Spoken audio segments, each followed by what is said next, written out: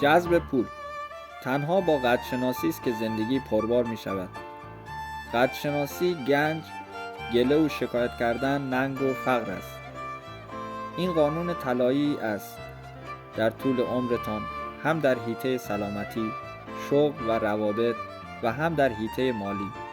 حتی اگر مالتان زیاد نیست، هر اندازه برای داشته هایتان قدردان باشید. مال بیشتری نصیبتان می شود. هر اندازه بیشتر از وضعیت مالی شکایت کنید، فقیرتر و ندارتر می شوید. هدف تمرین امروز این است که برای تغییر وضعیت مالی، اساسی ترین دلایل شکوه‌های مردم در مسائل مالی را به عاملی قدرتمند برای قدرشناسی تبدیل کنید تا قدرت آن دوچندان شود.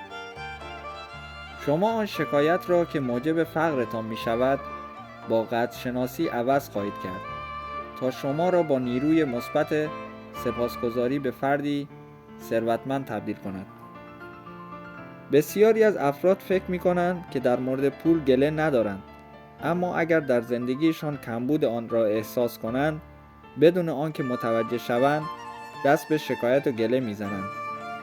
شکایت در ذهن یا در زبان افراد شکل می گیرد و خیلی از افراد خودشان از خیلی از افکاری که در سرشان پنهان است آگاه نیستند.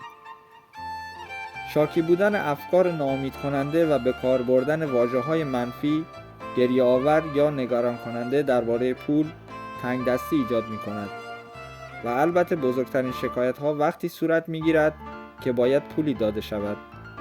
نبود پول کافی برای پرداخت صورت حساب ها از بدترین وقایع ممکن است که رخ می دهد. به آن می ماند که هزینه صورت حساب ها از پول شما باشد.